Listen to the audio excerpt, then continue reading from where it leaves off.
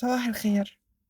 الفيديو ده للستات، كل الستات، صغيرة، كبيرة، عجوزة.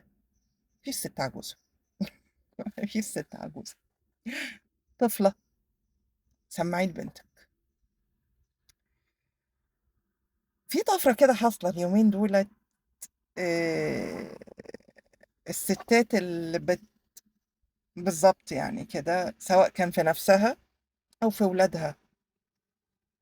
مش هنكر إن وسوسة الشيطان بتكون قوية، والست قد صبرها وتحملها، وقد ما هي كتير قوي بتقدر تعدي مواقف كتير، بس بيجي عليها وقت الشيطان بيعرف يتملك منها، وبيعرف يتحكم في قراراتها كويس قوي، ويعرف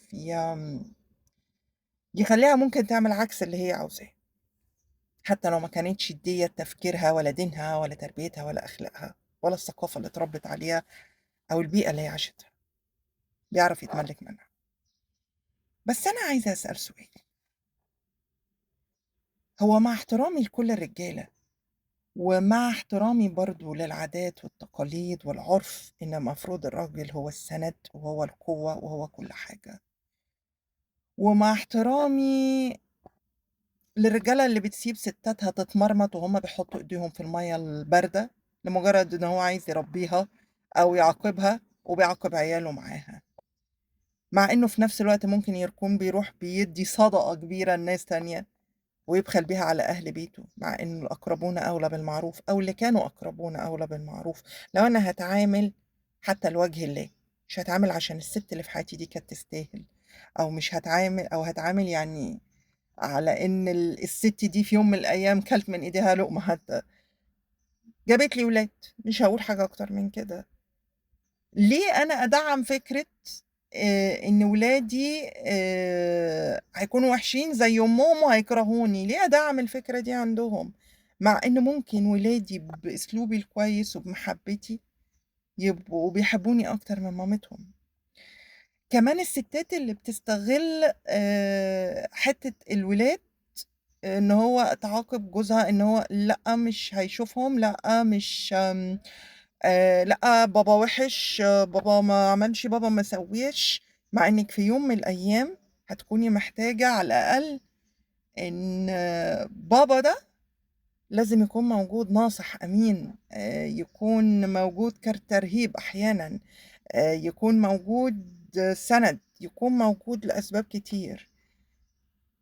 عشان كده المفروض قد ما فينا في العلاقات نحاول نحافظ على حتى الخيط الرفيع اللي يخلّينا على الأقل بنتعامل بسلام، بنتعامل بهدوء، حتى لو في ما بيننا كُره. أولًا طول ما البني آدم بيكره فهو نوع من المحبة اتقلب للعكس، لكن العلاقة الطبيعية إن بعد الانفصال إن هو أنا لا أبقى باكرهك ولا باحبك، بس ممكن أتعامل معاك كويس، ترجع نفس البني آدم الغريب اللي كنت باتعامل معاك من خلال أدبي واحترامي وتربيتي وبيئتي اللي بتمثّلني أنا، مش بتمثّل اللي أنا شُفته معاك. فحاولوا تركّزوا على إنِّك دايمًا تطلّعي الحلو اللي فيكِ. نيجي بقى لنقطة معيّنة ونقطة مهمة أوي، والاختبارات اللي ربنا حَط فيها ستات كتير جدًا في وقت آمم، كان يمكن يكون معاهم حد يساعدهم وألف حد يساعدهم، بس ربنا حطّهم في الاختبار ده ليعرّفهم إن أنتِ كسِت ما لكيش ملجأ ولا حيلة ولا قوة ولا أمان ولا سَنَد ولا نجاة مهما كان الموقف اللي أنتِ فيه، إلا بالله وبثقتِك بالله. سِتّنا هاجر لمّا سيدنا إبراهيم خدها بابنها الرضيع وحطّها في الصحرا، فضلت تجري وراه وهي بتقول له: "ده قرارك؟" ما كانش بيرُد عليها، "ده قرارك؟" ده ما بيردش عليها، لحد ما سألته: "هو ده أمر ربنا ليك؟" قال لها: "آه." قالت له: "إذًا فلن يضيّعنا، إيه الثقة بتاعتِك دي؟ أنتِ ابنِك الصغير في وسط صحرا ما أنتيش عارفة هتلاقي إيه، وثقتِ في الله." وهو فعلًا ما ضيّعهاش، مع إن فجأة ما بقاش حواليها حد، مش قادرة ترضّع ابنها، عمّالة تجري وتروح عشان تلاقي بس نقطة مَيّة، لحد ما جه فرج الله. كان ممكن تيأس في كل لحظة مرّت عليها، ده رزق، وابني بيموت قدّامي وأنا هاموت بعده، وما فيش أعز من الضنا. جابت منين الثقة؟ لآخر لحظة بتجري، جريها ده ما كانش عن ثقة في نفسها، أو ثقة إنها هتلاقي بني آدمين، أو ثقة إن هي عارفة إن في حد هينجّيها من اللي هي فيه. جريها ده كان ثقة في الله، وهو ما ضيّعش ثقتها. أم سيدنا موسى لمّا كان فرعون بيقتل كل الولاد، وربنا أوحى لها أو ألهمها وقال لها ارميه في المَيّة. إيه ده!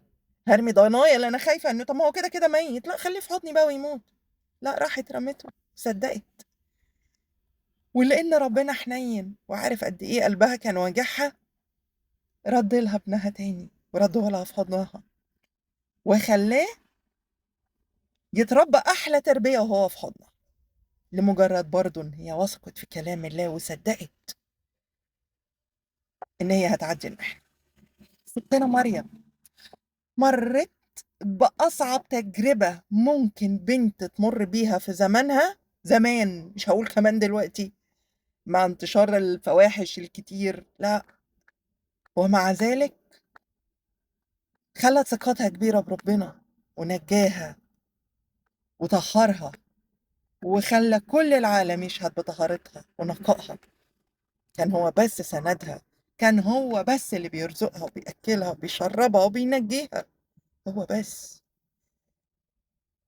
وغيره من الأمثال اللي ممكن نلاقيها.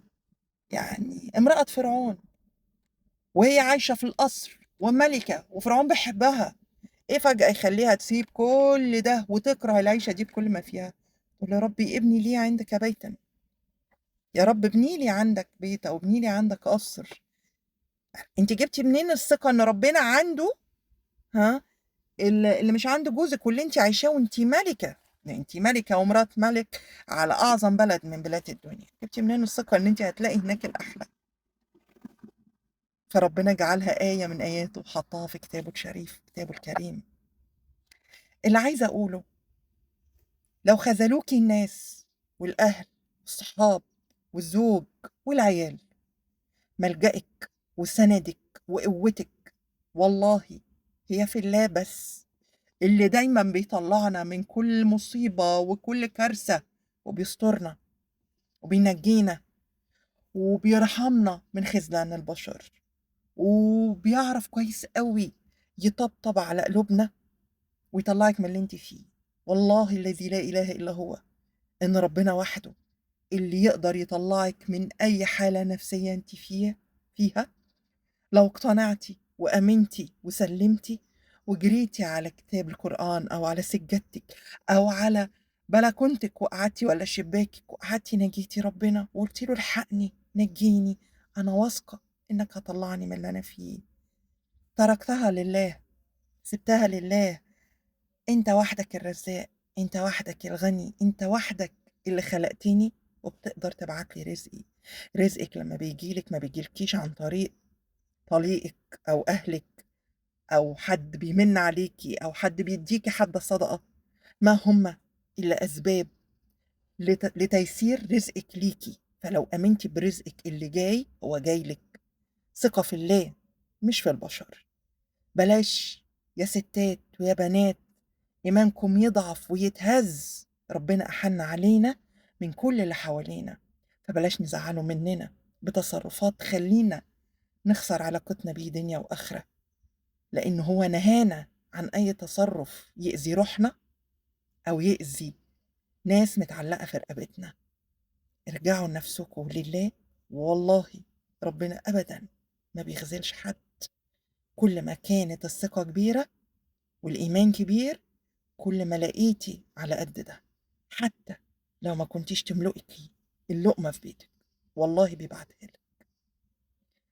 ربنا يهدينا جميعًا ويحفظنا ويقرّبنا للي بيحبه ويرضاه، ويخلّينا قد ما فينا متمسكين بيه وبديننا ومتمسكين بعلاقتنا الحلوة بيه، عشان هو بجد حبيبنا الحقيقي.